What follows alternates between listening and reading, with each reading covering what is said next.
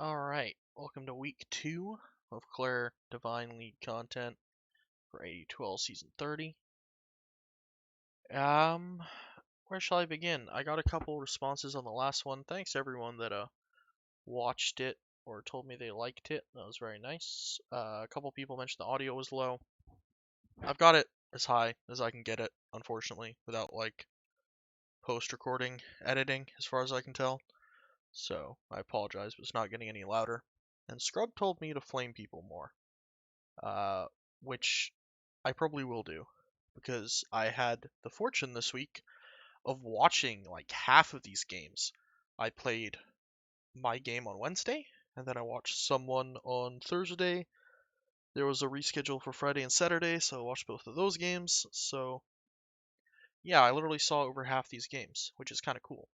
And as anyone who's watched their own replay probably knows, it's a lot easier to notice mistakes and tear someone apart when you actually watch them play as opposed to just looking at a Dota buff.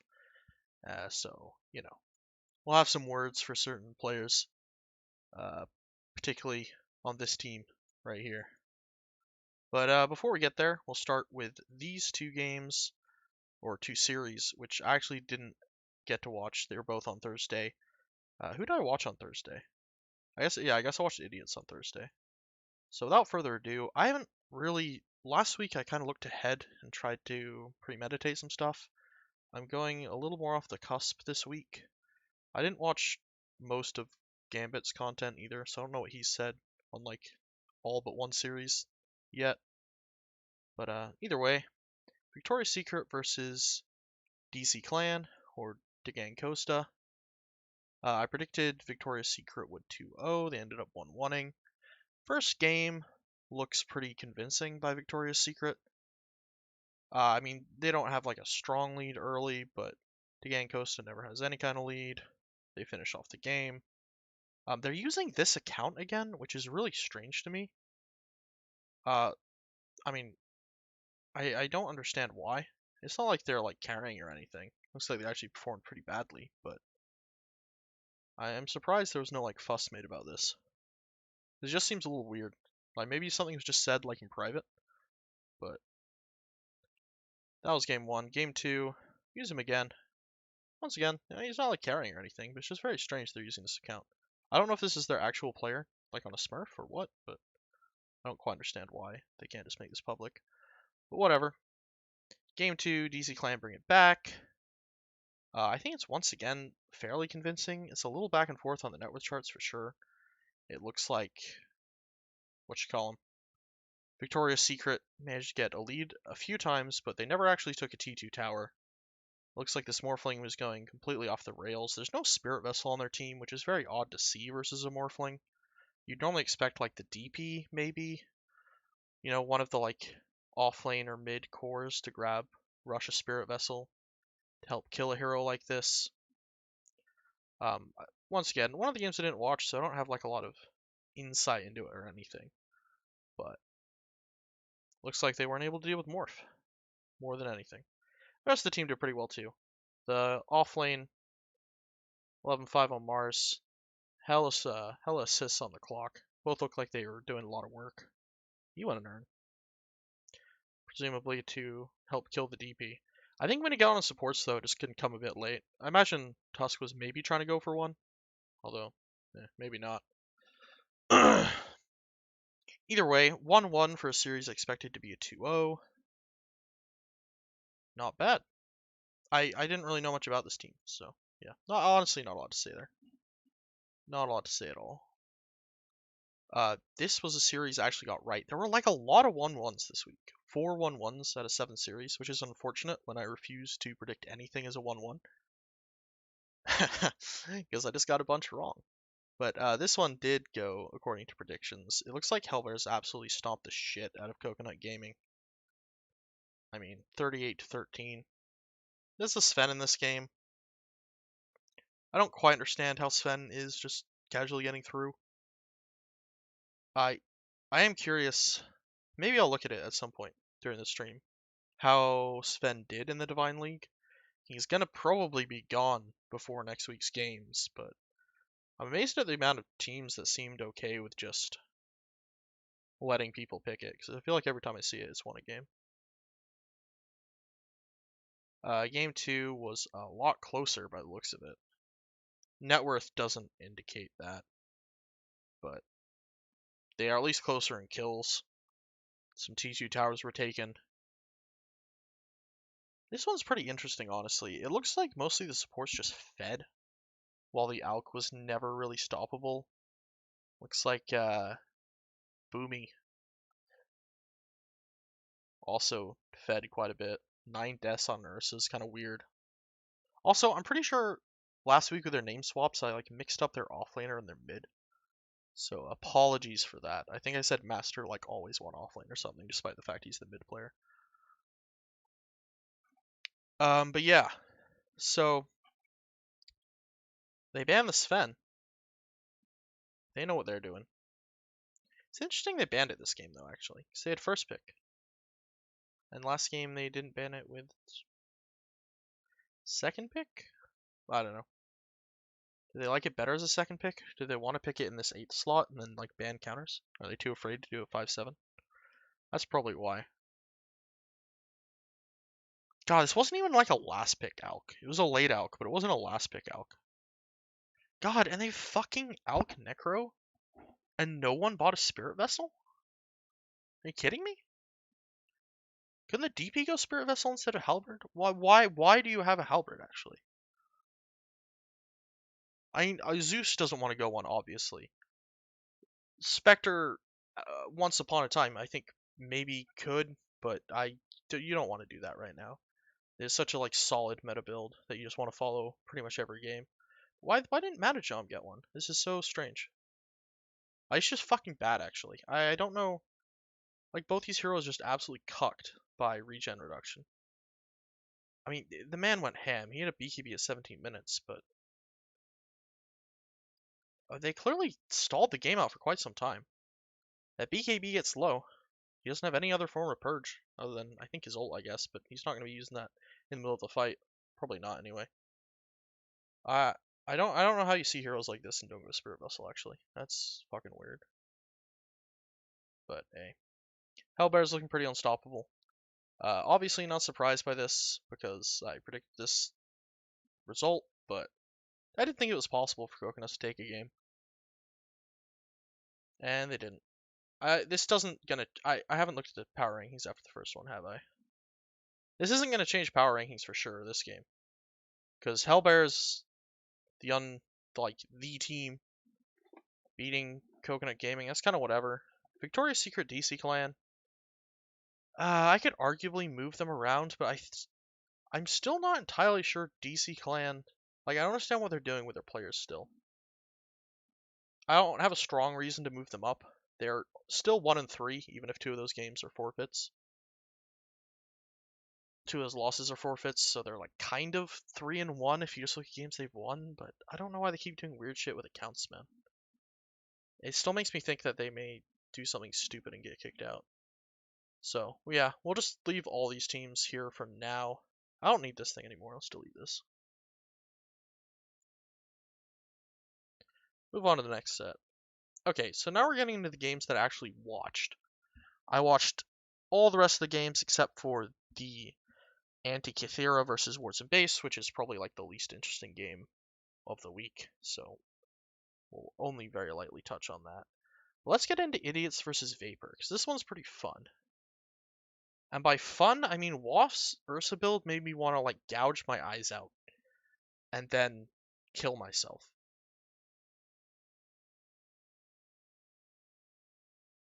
The only reason he bought a Basher is because his team yelled at him to go a Basher. I'm pretty sure Basher is the only not stupid item he bought, and he didn't even want to buy it. It's truly incredible. I don't even know. Nothing else in this game like really beats this. I could talk about Team Vapor playing well, just to give everyone a fair chance here. I think the Spectre looks scary all game. They had a really good... No, that's right. They had a pretty good... I want to say one of their lanes won. Their off lane. Well, didn't really win. Okay, so here's what happened. It's coming back to me now. It's coming back to me. Like I said, I didn't premeditate this shit like last time. I'm just going off the cusp. Top lane was an absolute stomp. We'll actually look at the lanes tab here. Slinky, like, went insane in his lane. I think last week I said I thought Slinky was going to be a better offlaner, for sure. And I thought that Choco had the potential to be a better mid. And I may have even said I thought Wolfs was a better pause 1, but I deeply regret that. And I apologize to anyone who I said was worse than Wolfs. But Slinky absolutely showed himself. He's actually immortal now. We'll open it. I think he was like Divine 3 or 2. Nah, probably Divine 4, 3 when this tournament started. He's been spamming rank. He's been feeding his ass off and winning anyway. I don't know how he does it, but he's immortal now. It's kind of cool. He lost his number already. I think he lost 4 games in a row as soon as he hit immortal. But in this game, he went off. 6,000 gold at 12 minutes. 81 last hits, 4 and 1. He had a bunch of dual damage too. Mid lane also went pretty well. I think Choco got like a nice solo kill on Quap. But then she caught up, I think mostly because of a clockwork rotation. The clock, Charbs on the clock got like no farm at all. Which was weird because it looked like they were doing well in lane. Like Wafts kept dying to the clock Tusk combo, but Charbs just wouldn't hit creeps after. I don't know, it was a little weird. Some of the deaths were definitely that Wafts like went too aggressive on him, and so he was being like shoot away from the waves and then randomly got a kill. Which would explain some of the low CS, but I think some of it was just that he was not quite with it this game. But despite Slinky's like insane lead, this lane really went off the rails when Ursa went this really strange build. Spec got online despite having a shitty lane, managed to get online. I think it's a pretty late blade mill timing, but you know, by 40 minutes, absolutely balling. I don't actually remember the Quap being that impactful, to be honest, despite having a really nice scoreline. Her item build was hyper defensive, but that's all they really needed. They crushed team fights, I believe. There's some good disruptor ults for sure. Slinky also refused to buy a BKB for some reason, which I think made him even more susceptible to the disruptor ult and all the magic damage coming out.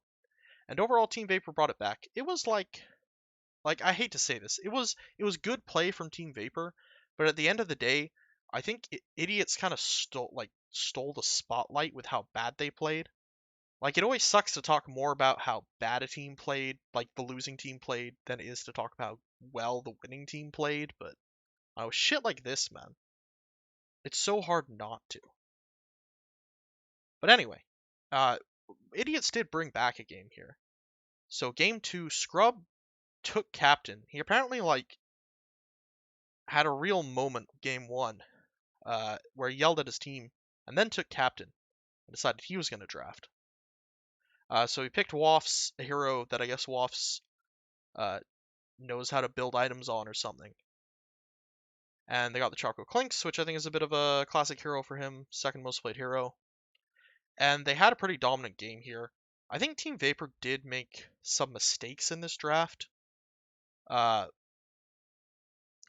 Pango pick was super weird to me.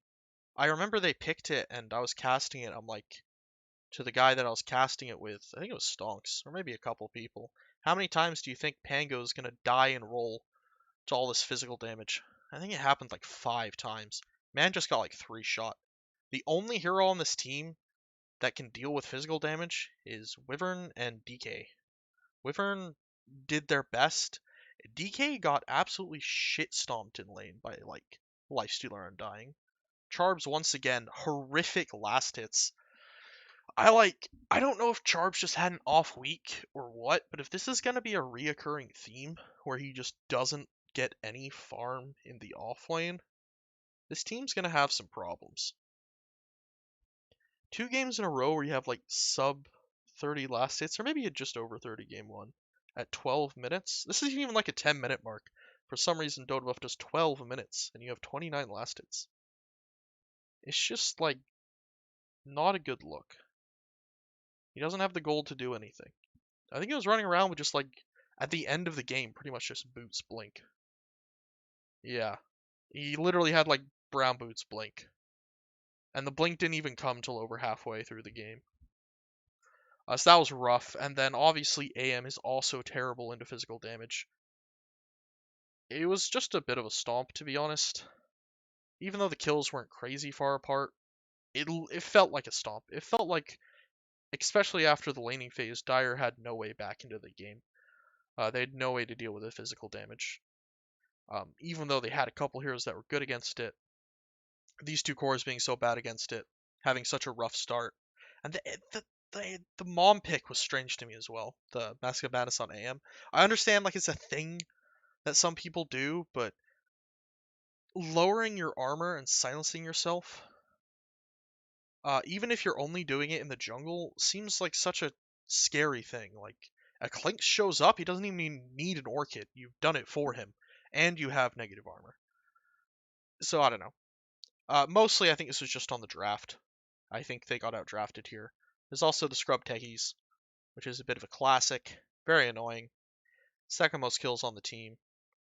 Not the second most damage, but I'm sure most, if not all, of those kills were extremely frustrating for whoever died to them, because that's just how Techies works.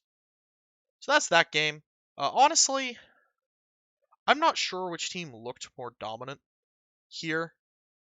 I do think Wasted Idiots were a little more convincing in the way that they won the early game, game 1, and then seemed to throw it, and then crushed game 2, whereas Vapor kind of just made a comeback, largely off of Idiots being idiots.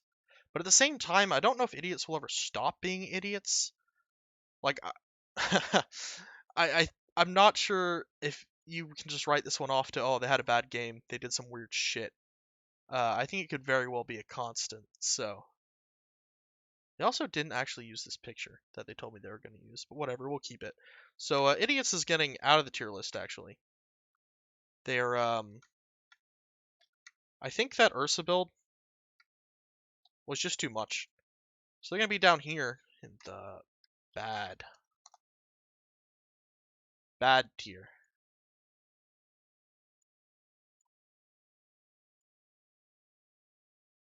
This is now them. Vapor, you know, they went 1-1. I don't think their win was super convincing. It kind of looked like a throw. So they're just going to stay in the C tier. I don't want to move them down or anything, but they are going to stay in the C tier for me. I wasn't super impressed. So let's move on to the next wasted game, because, you know, they just are always going to be grouped together, it seems.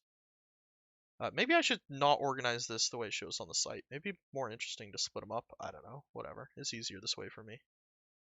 Oh, my game. Right. Let's not talk about this one too much, because I played like shit. Oh, and we have to open two. I actually have to click these, because they're on two different tickets. Game 1. Oh, so I watched Gambit's, like, thing on my own team, because why wouldn't I? And this is the draft. If you're wondering why, if anyone watched Gambit's stream or just looked at the matches and were confused why the draft didn't show, it's because this game was an all pick. We made the lobby, we drafted. This was the draft. And then I actually realized around like the 15th pick that I hadn't put the ticket on. So at the end of it, I said, can we just go into all pick and remake so I can have the ticket on it? And that's what we did. So this was the draft. Clink Sanking, a lot of it was similar to game 2. Clink Sanking, Sven. They banned an AM first phase instead of a Slardar. We were pretty confused by the AM ban, to be honest. Mr. Uki has played more AM than any other hero this patch, and by a pretty large margin. Also, all time, AM's his most played hero. I really thought he was going to look to pick it, but he just banned it super fucking early. Game 1, he first phased it. First phase banned it. Game 2, he second phase banned it. I don't know. Just didn't want to play it, or what? I don't know. He also wasn't the one drafting. It was Bon Iver drafting. So maybe that's part of it. Maybe Bon Iver hates AMs. I don't know. He did pick, like, Pugna Zeus, so those heroes would not like to play against AM, I guess. Just kind of weird. But, yeah, the game itself, game 2 felt close to me. I felt like we had an okay early game. But TB got online. Things, spiraled out of control, I guess. I think we had some pretty big misplays. But on top of that, Wilgang just played really well. Like, the Viper was fucking terrifying. I don't think they overextended too much. I think there were a couple times where we caught like the clock off guard, maybe with like a Wind Ranger or clock. But generally speaking, they just played to their timing. I think got their items, ran it down a lane. They had pretty good fights right outside our base too, so we lost buildings very quickly. Which against this lineup, TB Pugna, you're gonna lose buildings very, very fucking fast. Yikes. Yeah. Oh, Gambit mentioned the Ags when I watched his thing. I don't know why he called this out. I'm pretty sure this item on its own is what has made Lesh like a monster in Divine tier games in the last like month or two. I'm like 100% sure this item is gonna get nerfed next patch. I don't know why you'd want a Bloodstone there instead. That seems very old. But game two was even worse. We got dumpstered in lane. We basically had like a tri-lane top. He doesn't show a tri-lane, but its Pat roamed a lot. Game one he roamed as well. Game one he played Mirana and he roamed a lot. He's showing him his bottom, but I know he showed up mid quite a lot. Uh, I don't think there's. I think Open Dota is the one that shows like paths, but he was moving around a lot. Game two as well. Once Legion had a good start, they just left him 1v1 bottom. Moved Lena top. We had Axe into a monkey. It felt kind of rough. We got wrecked. Mid was also apparently not very great. I wasn't really paying attention to mid. I was too busy losing my own lane. But it's not crazy actually. I guess he died once. Dota buff can be a little weird sometimes, but yeah. I mean they had a lead mid as well. It was just a pretty dominant game start to finish. Yuki ended pretty well. He wasn't really the scariest hero on his team, to be honest. It felt like for a large part of this game. I think we were much more scared of the Legion and the Zeus running around, but obviously he eventually came online, and by the time they were pushing high ground, he was definitely the scariest hero on his team. Echo Saber seemed a bit weird to me, but whatever. It's super minor. Maybe he was considering going in a Silver Edge at some point. I think like as soon as they made the stop working with his ult, it's like nowhere near as good. 1 star. I think I accidentally clicked that. You can't change them. But a 1 star would be pretty accurate. I bought an Ags on support Mirana, so I should probably be disowned for that one. I blame my team for not yelling at me more. But yeah, really nice play from Wilgang. We had those like cheesy shit with PA Mag. Didn't work at all. I also picked Axe Mag, which I'm pretty sure I flamed a team for doing last week, but I blame Chen for that one. This was also only into one remaining hero, not two, so I'll use that as an excuse. But hey, let's get back to this, huh? Once again, I feel very vindicated in what I did with my tier list here. I put Wilgang B tier. I feel like that was absolutely correct after seeing these games. I put myself F tier, which we all know is accurate, of course. So yeah, once again, we're not really changing anything here. On to the next one. Okay, we're actually gonna skip this one for now. I want to move on to Grin Ethereal Paradox first, because Dumbledore O's was pretty good to watch. I cast it with Scrub, so we did spend most of the game complaining and flaming Greg, because that's just what we do. But overall, that was a very good game, I think. As expected, I think these two teams definitely were very strong, very evenly matched. But Grin Ethereal versus Paradox was a different story. This game happened on Friday, I think. Yeah, Friday night. And I watched it with a bunch of people from Wasted. I got into Discord with, I think it was just like Stonks probably to start, or maybe Scrub. And like a bunch of people joined, so I casted it with like 6 people, if you can call that casting. These games were honestly a hot mess. Right off the bat, we see this Void with an Echo Saber. Well, okay, actually, hold up. Let's slow down. First of all, there's 3 stand-ins in this game. There's one on Grin Ethereal, which is Ghost Pepper, who is the mid for the unironically better Grin team, which is playing an Ancient. And then Paradox had to use 2 stand-ins. They had Yorkin standing in both games on pause 4, and they had Kurok standing in, I want to say just one game, but we'll see in a second. He played Pause 3. Yeah, and I think he is, yeah, standing in for the Pause 3 player. So their entire offlane was stand-ins, which is probably a little bit rough. But either way, Ghost Pepper bought a Echo Saber on Faceless Void. He did do it in only 3 minutes, so maybe the team struggled to catch him doing it before they could stop him. But I would be extremely upset if someone did this in my game, to be honest, if a stand-in did this. Like, I, I'm just blown away by this item. I don't understand how anyone with any understanding of how Dota works would think this is a good item on Void Spirit. Or not Void Spirit, Faceless Void. I'm really blown away by this one. But, yeah, I mean, he's not actually on this team, so we won't spend too long talking about that. We should actually, I guess, start with the draft. I'm just bouncing all over the place here. Grin Ethereal let Sven through, which was, I thought, a little bit weird, but at the same time, it's a first pick Sven. They have 5 picks to deal with the Sven. Like, maybe they have a plan.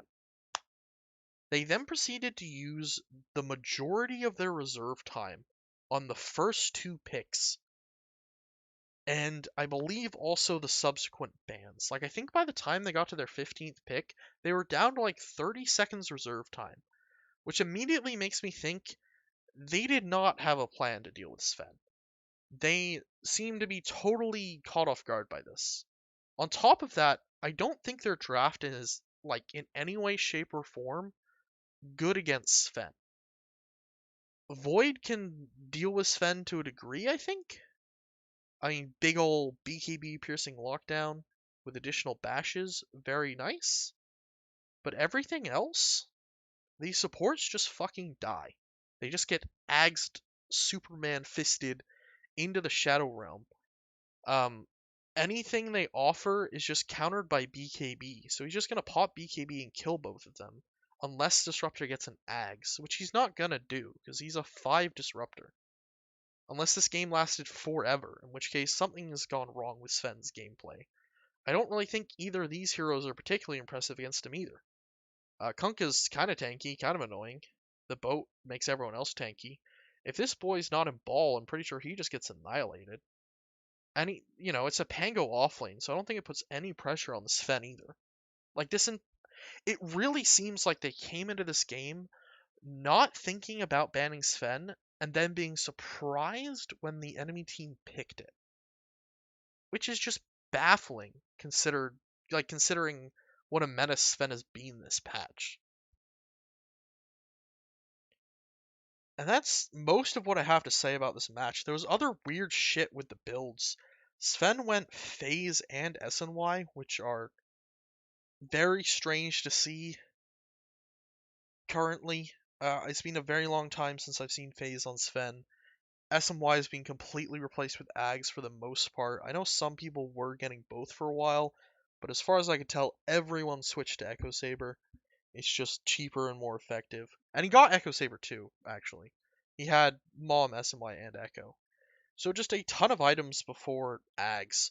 Never felt the need to go BKB. It was a little strange. Honestly, it almost looked like they could have lost at some point on Paradox Gaming.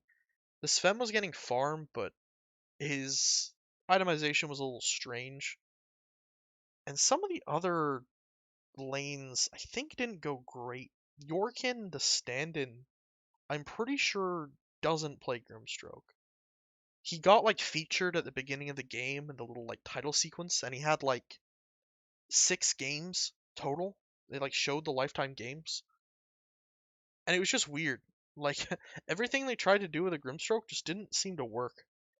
Like, he put his Inkswell on someone, and they just, like, run away from the enemy. It was all just all over the place. In fact, I'm pretty sure the only reason they picked this hero was just as, like, a YOLO Pango counter, which seems completely unnecessary. But, whatever. This game was not great to watch. It's like, oh, maybe Radiant can do it, maybe they can bring it back. They have the Faceless Void Chrono into Bow, into Static Storm. Sven's refusing to buy a BKB, and then this fucker just bought an Echo Saber. Alright. it was just all over, I think. Game 2 is probably the more surprising game because Grin Ethereal actually took this match. This was once again, I think, a very strange draft, but this time kind of in the other direction. Guy got drafter taken away from him by Prone. I don't know how you're meant to say this because it has an 8 in it, but Prone Jaeger, I guess? Prone Jaeger? I don't know. But I don't know if that was agreed upon or if he just took it scrub style. But he took drafter, picks himself a 5 clock, which is like weird, but they had a 4, I think 4 quote unquote Oracle. He was 4, I guess. He took more last hits, bought less detection, but yeah, whatever. I mean, he still kind of played like a 4 clock and a 5 Oracle, just one had the money was just different than you'd expect. Um, but what's weird about this to me is that Dyer's lineup looked pretty solid for the first 4 picks, other than the fact they have a 4 Coddle, which is extremely whack and seems stupid. But other than that, like, they have Big Chargy Boy into Dro, they have Faceless, or Void Spirit, god, I'll never get those two straight. Void into Dro, they just have a bunch of jump for the Dro, and then they pick a Dusa. And I don't understand why they picked a Dusa. I thought they would have just, like, tripled down on destroying this Dro with, like, your standard Agi hero, melee hero that jumps in. I think like half of the Agi carries in the game have some kind of like gap close. Admittedly, a couple of them were banned. Specs banned, PA's banned, Void's banned. But I mean, they could have picked Void before Centaur even. I thought it's a little iffy into Legion, I guess. I don't know if they like tunnel visioned on the Legion commander or what, but they pick this Dusa, which I'm pretty sure is already bad against Dro. I mean, as far as I'm aware, Dro just kind of sits back and shoots you. And I believe she has more range than you. As well as just slowing you so you can't get away. And then to top it all off, they pick this AM last pick, which was super risky. And I'll get to what happened in game in a second here. But just looking at this draft, it seems like Paradox is being crazy punished for this Dusa pick. And I'm just like, I don't understand why they picked it to begin with. It felt like they had a pretty good foundation of a draft.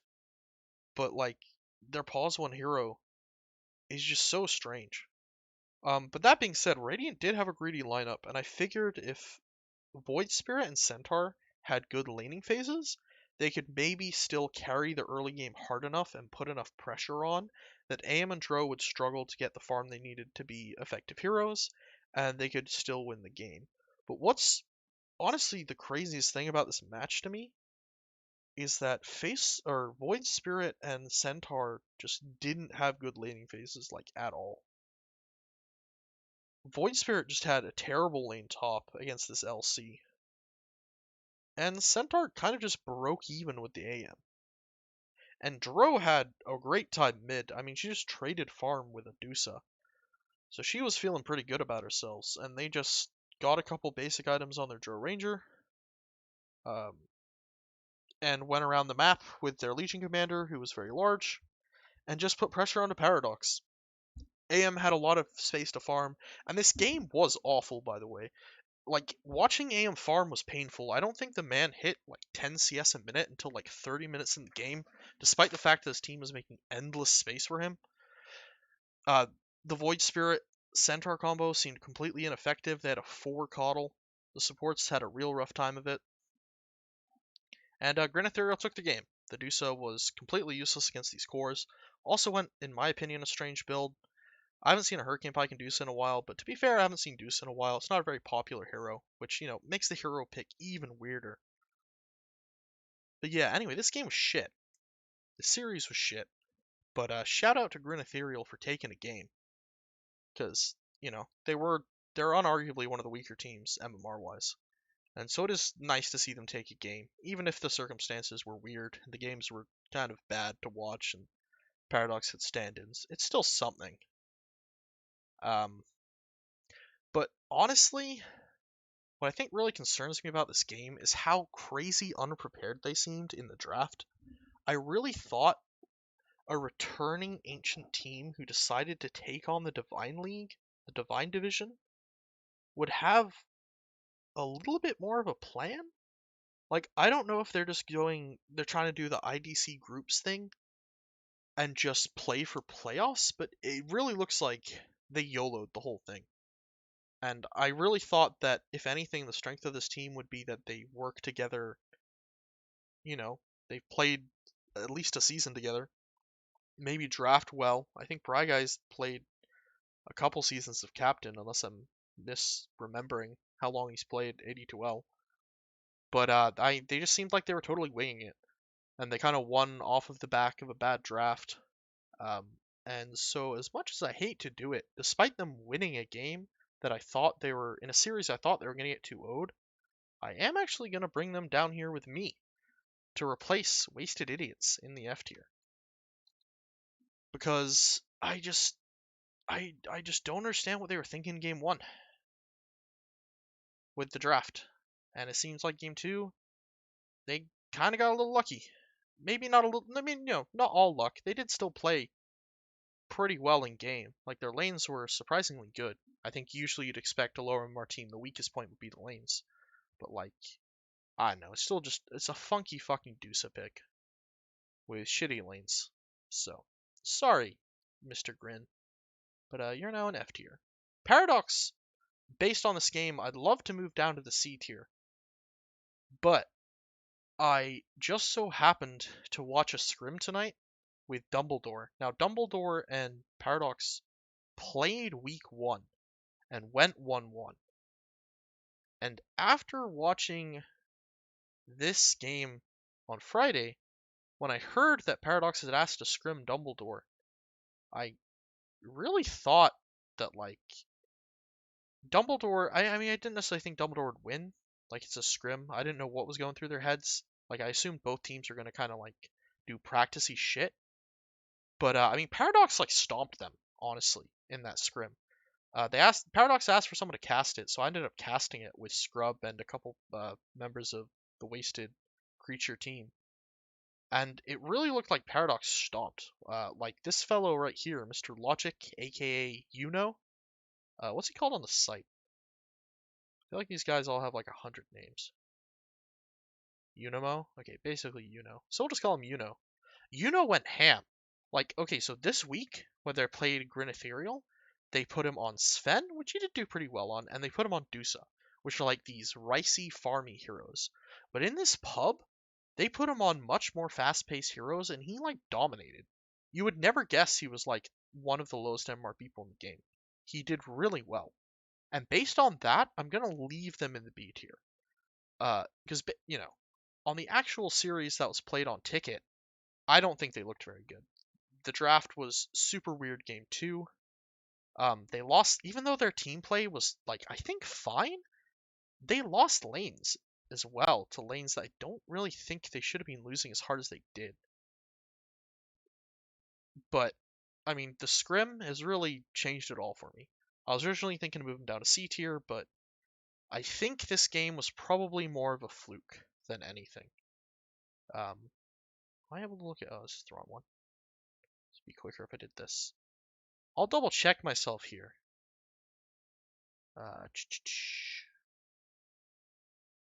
What was he? I'm curious what my dude was playing this week. He plays Sven again. These are just Sven games. Like, Sven won both of these. This is week one. And then he had a rougher time on Lesh, which I guess is kind of farmy, at least nowadays.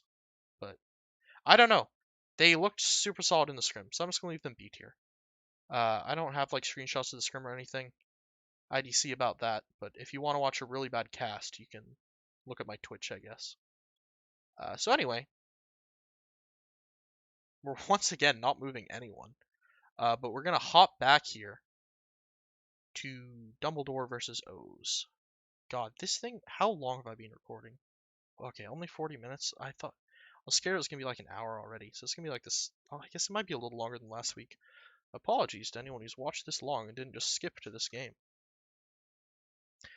Yeah, so Dumbledore fucking destroyed game one. Once again, I watched and casted this game. This time just with Scrub. Nice little intimate cast. Ooh woo. This was brutal, dude. My man on the OD was the worst shit. I can't even say it was the worst shit I've seen this week because there's so much dumb shit. But holy crap, he rushes. He does no brown boots, just straight meteor hammer, right? And it's like, uh, okay, is he gonna do something with this? Is there gonna be some like slick kills? He doesn't have his ult leveled, by the way. By the time he gets this meteor hammer, but it's like, okay, he's clearly got something planned here, right? He was like gold. His Dota Plus tier on OD was gold. Like he must know what he's doing. The man goes for a gank top on the Troll Warlord, throws down the W, starts channeling the Meteor Hammer, and he just like fat misses. He was off by like a full half second. He just fell too early, and the troll fell out, and I think just ran away.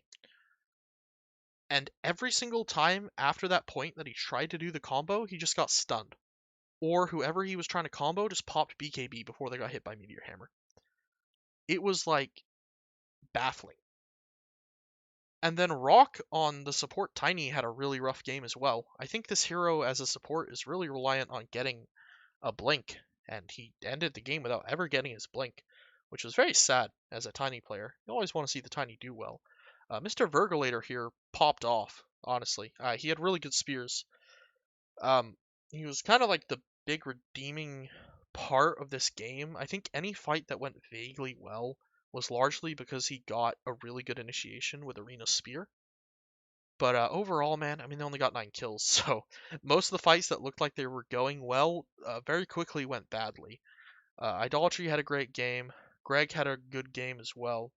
I think pretty decent Battle Fury timing, although he got it before Treads, so maybe not that great if you consider 15 minutes. But still, he was farmed. He was doing quite well. Idolatry was doing well. Jay was doing quite well as well.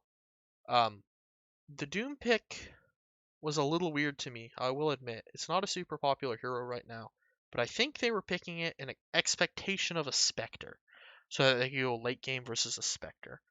And that's honestly part of what made this game so disheartening to watch, is that it's like even if O's just held on a bit longer and got another item on their spec, by the time that happened, Jay would have had an Ags and the spec would have just been permanently broken. And the rest of the team was still basically useless other than being an initiator. So, I can't. God, in earlier I said these were really good games, didn't I? Game 2 was really good, I promise. Don't watch game 1. This game was awful. Unless you. I mean, it wasn't like bad in terms of the way the other games were bad, it was just stompy. More than anything. Like, the OD was awful. That pained me. The rest of them played fine. Yorkin played fine. Kurok played fine. Burglator owned. Rock had a hard game. It happens. But it was a stomp. So there's not a lot to say. I don't know how much of this was draft. I don't know how much of this was just them laning well, and I don't know how much of this was their mid laner being negative levels of impact. But game two was great. Game two was really what I expected out of these teams. It was almost a full hour long. It was super back and forth. The drafts, I think, were, especially from Team O's, pretty good. They let the Sven through, which surprised me. I think this may have been the only time Sven lost, by the way. Unless the Legend team picked Sven. But they picked this Slardar, Ursa, Clinks, just shit tons of physical damage to deal with the Sven. Um, they also ended up dealing with this Ember very well. I think the Ember may have been a bit of a mistake, to be honest. Idolatry's the best player on this team. I'd argue the best player in this game, but I'm biased there. And it seemed like he really had his impact stifled by how quickly he melted to these heroes. But obviously, the Sven was the main target with all this physical damage. At least I think he was. And in spite of that, I think in spite of Idolatry having a hard game, in spite of Greg being really countered, Dumbledore put up a really good fight. Like, at some point here, like 30 minutes into the game, Team O's had a sizable advantage, and Dumbledore managed to bring it back and make the game last another 30 minutes. Which, when you lose, feels kind of shitty that you delayed a game for 30 minutes. and lost anyway. But I mean, watching it, it really felt like it could have gone either way. At some point, it felt like Radiant was going to win. At some point, it felt like Dire was going to win. It was really back and forth. There was really good play from a lot of people. I think Virgulator swapped to 4 this time, and once again, like this guy really went off. I think his Earth Spirit play was really good. He did a lot of like bullshit with the Ags near the end as well, where he'd like roll onto the high ground, and then when things got bad, he'd just turn into a rock and push himself away. He was pretty rich too. I mean, over 400 GPM, 35 assists. The Ursa was also interesting because it was kind of weird. Um, Honestly, it's like he did this Abyssal Rush. He had a kind of mediocre time mid against the Ember, but he ended up becoming very scary in a way that was almost surprising. It's like it didn't feel like he was very impactful early. He was just kind of running around, but I mean, he wasn't really farming. It didn't look like he was farming that much, but he clearly was because he has like almost 400 last hits, and he just very silently like got all these items together.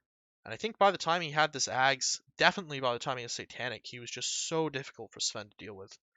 Um, Zoom, once again, I don't think had the greatest game. He died a lot, but he also did a shit ton of damage. So, almost 60k damage. Not as much as the Veno, but I mean, it's a Veno. You're not going to beat a Veno.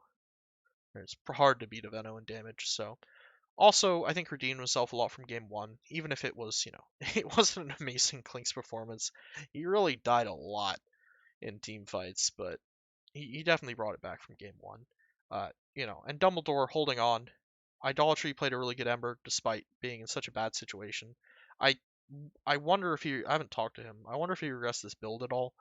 I'm not sure how well set up he was to deal with this aggression, physical damage, but he played well. He definitely played the hero well. Gavoth had a great game. The man's a fantastic AA player. Most played hero. The clock play was a little underwhelming for me, but it wasn't anything too bad. Jay also had a shit time. I think his lane kind of went to shit. Yeah, top lost. The Clinks just beat the hell out of him, but it was just really good teamwork. Honestly, I don't know if it was that so much just one player, but I think Dumbledore played really well as a team this game. And the way they did fights for the most part. There were definitely some mistakes, which ended up with them losing the game, but they took almost a set of racks off of O's. It was very close. It was a very good game. And with this close game with O's, I feel like I can honestly move Dumbledore up a tier. Because they won game one so convincingly as well, and then had this great game two with O's. A team that really does look good. I don't regret putting O's in A tier at all. They definitely lived up to the hype. They're gonna stay there, but I think Dumbledore deserves to go up a bit, despite the fact that they're now 2-2, and I'm definitely a bit biased towards these people because they're friends of mine. But I thought they did pretty well. You know what? We'll be a little reserved because they are 2-2. I think both their matchups have been against very good teams, and I think if they play against some weaker teams, we may see them get some good 2-0s, but we'll be a little reserved. We'll just put them in the middle for now. Overall, very good game. The last game before this thing hits a fucking hour is I don't even. How much do I care about this game? We'll have a quick look. It's the Legend Squad versus Wards and Base. Okay, Wards and Base just absolutely crushed them. They lost, it looks like, pretty much every lane. Their draft looks pretty good. They have Void Invoker. I mean, that's just good by default. Man picked Puck and styled them on them. The year of our Lord 2020, the man picked Puck, and he still went 14-0. I could be wrong, but I'm pretty sure Puck's a objectively like shit hero, but it doesn't matter if you're good and your opponents are bad. Oh, what the hell happened this game? Okay, this game is actually interesting. And Thikara had a kill lead when they won. Or when they lost, sorry. Okay, so this is interesting. They got all the T2 towers. I actually am very curious what happened here. They really look like they held on. Alright, I apologize for being an asshole.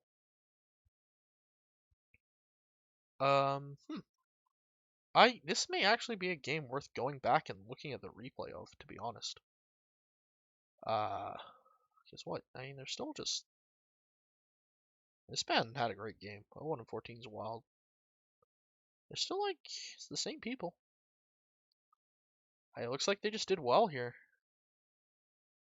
I mean, the Ursa's, I guess, a pretty good pick. Effective against Legion and I think effective against Void Spirit. Kind of iffy against the Drovenge because of all the kite. And it looks like this is eventually what lost them the game. Was just losing to Dro. But it is impressive how they held on here. They actually won their mid lane too against this Immortal player. Looks like he won convincingly as well. I mean, Void Spirit always gets something out of lane. It's not like he came out of lane super poor. But wasn't as like Lena's very rich. Okay. I mean, they still lost at the end of the day. I'm not rushing to move them up a tier, but I don't know. I might watch the game. Honestly, I might actually go back and watch this one, and then talk about them more next week. Because I am impressed that it looks like they were almost in a position to win this game. And then, God, they just all died. Like, they're just slaying them all game. And then they just all die and instantly lose? Did they just, like, die outside their base and then Wards and base ran it down mid? That looks like what happened. Hmm.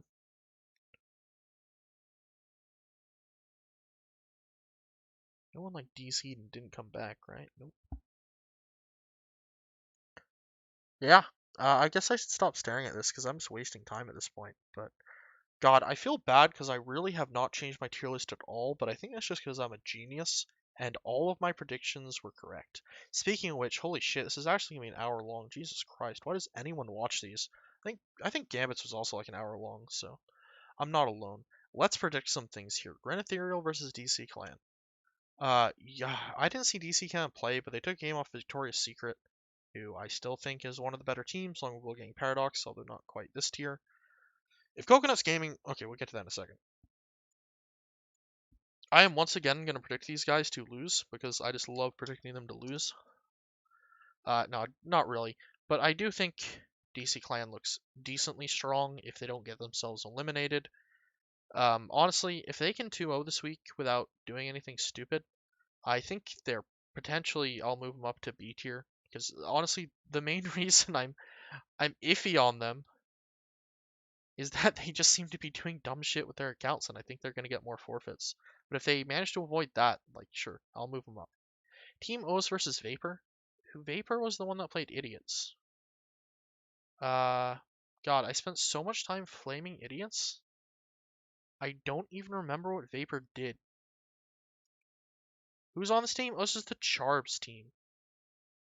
Yeah, I feel inclined to give this a 2-0 to O's.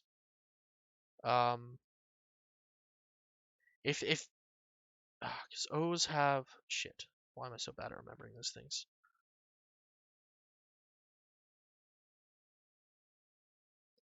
Oh yeah, they're this team. They're this team. Yeah, I think their safe laner is pretty solid. Vapor's offlane looked like a total mess last week. Um, the pause 4-3 initiator is also super good. I think O's may just win off the basis that their offlane is just significantly better than Vapor's. So maybe this will be like last week where I put a bunch of O2s and a bunch of 1-1s happens, but I don't know. Yeah. Sorry guys. That's not happening. You know, they did. It looks like they almost took a game this week, but I think Victoria's Secret is better than Wards and Base, and these guys are still just crazy behind on MMR. Willgang versus Hellbears. This could be an interesting game for sure. I'd almost say that this is like potentially the most interesting game. It depends how good Hellbears is, because I'm gonna say it right now. I think Hellbears is just on fire right now, and Willgang, although they had a pretty impressive performance, it was still versus an F tier team. And their first week, they just got a bye win. I would be not surprised if they got totally stomped, and I would not be surprised if they did well and pulled off a 1-1. They've only had 1 week to show themselves. I think they've only really had 1 week to play games together. Oh, but wait, dude, I totally forgot. Next week's gonna be a patch. All these predictions could be total shit. Oh god. Well, whatever. Hellbears, I feel like Hellbears is just so like strong in terms of mechanics or the way they work as a team. Like their mid is just insane. They must have like the best player in the league playing their mid. And their other cores are good too. I'm sure they're just gonna pick whatever heroes they feel like based on the patch and win with them. Max said something in chat about this being like a great week for creativity. Yeah, that's fucking bullshit, dude. I'm sure some of these matches are gonna be won purely by who like won the like lucky pick and lucked out on picking a hero that's secretly OP. I'm sure these games are gonna be a total mess and pretty unreflective of how good teams are, but we'll see. We'll see how it looks next week. Maybe they won't change anything. Maybe they'll just add a new hero and dip. Unlikely. I'm already typing out the next one without saying anything. Wars and Base, they almost lost to the Legend team. I didn't think they were very impressive before that. Dumbledore, I think they've had some rough matchups. Um, they've pulled out 1-1s though, so I don't know. Dumbledore's a little hard for me right now because they are only at 2 wins, but I feel like both of their matchups have been pretty difficult, and I think Wars and Base has a much easier run with the same score. So we'll see. We'll see. If Dumbledore isn't able to 2-0 Wars and Base, either I really underestimate Wars and Base, I've underestimated Wars and Base, or Dumbledore just isn't. I mean, this is just obvious. Why am I saying this? Dumbledore isn't as good as I think they are. This is I think a match that'll have the most effect on what I think about these teams. Because what I currently think about these teams is that this is just like very likely a 2-0. And if it's not a 2-0, it's a 1-1 where Dumbledore still look impressive. Some of these other ones I think are more likely to go either way. Like I think Wolfgang Hellbears I'm unsure about. Grin Ethereal could maybe take a game again. Teemos could maybe drop a game. If Teemos drop a game, I might have to move them down a tier as well. So I guess these two are the ones I care the most about. Teemos, Wards and Base, and Dumbledore. My own game versus Coconuts Gaming. I think on paper we should probably get 2-0'd by them, but I refuse to lose to Matto Jam, and I don't even want to imagine that happening, so I'm just going to put a 2-0. Wasted. Oh shit. Wasted Idiots versus Paradox is going to be interesting. Paradox has had a real mixed showing, in my opinion. They had the scrim where I thought they looked insanely good. They had their actual game where I think they looked very uninspiring. Idiots, on the other hand, I've only seen their actual game where I think they were just really 50-50. There were parts that they did really well, like Slinky dominating that lane is still like I think of all the games I watched this week and all the games I played this week, maybe even, that was probably the most impressive lane win. The only thing that I think came close to it was maybe the lane I lost versus Yuki. And I think Chalco played well mid as well. Like he solo killed the Quap as DP early on before getting rotated on. But they're I don't know, they're real hit or miss. I think they do a lot of stupid stuff. So I'm actually gonna put a 1-1 here. I feel like if both teams bring their best, they like it's going to be an insane game, but it's totally possible that either one of these teams just shits the bed because it seems like both of the matches that I watched, the series I watched on these guys, I don't know, they're just all over the place. Paradox had like two separate series where one they looked very mediocre and one they looked very good. Wasted Idiots managed to do the same thing but within a single series. So we'll see, I guess. We'll see which if the good idiots and the good Paradox show up or if the bad idiots and the bad Paradox show up. But I think it's possible that it just ends up being a 1-1, where one team pops off one game and the other pops off the other. Uh, okay, that's everything. Disclaimer? Patch? I'm going to put a disclaimer. New patch, though. Is this useful? I'm feeling really self-conscious about the amount of time I've spent on this. I've deadass spent an hour.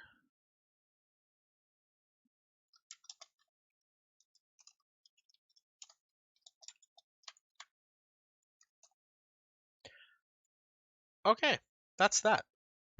These are my predictions. The tier list is basically unchanged. We've put idiots in their own special tier. Dumbledore has moved up. Grin has moved down. Everything else is the same for now. I think Coconuts, if I actually 2-0 them, I think I have to move them down. If Team O's has a rougher game, I might move them down. And Dumbledore versus Wards and Base. If Dumbledore doesn't win, I think Wards and Base has to move or something. Because if Wards and Base take a game off of Dumbledore, I'm a lot more convinced of how good they are, I think. Because right now, they look like the weakest of the non-meme teams. Like these teams, they're kind of memey in the fact that they're super low MMR. But of the actual like proper MMR teams, they're one of the weakest, I think. They're like definitely in this bottom 5.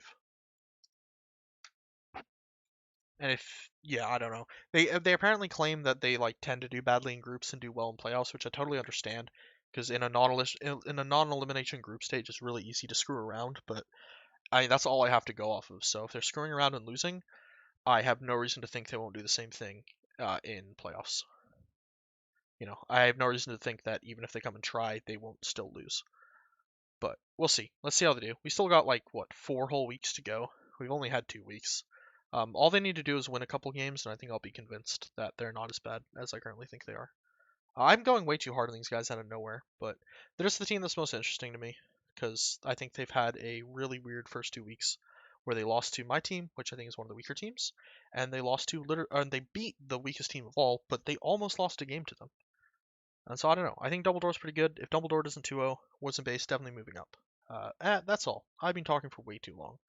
Once again, ping me if you have any comments to make, complaints about what I've said about your team, complaints about the flame, suggestions for the future, or nice things if you swing that way.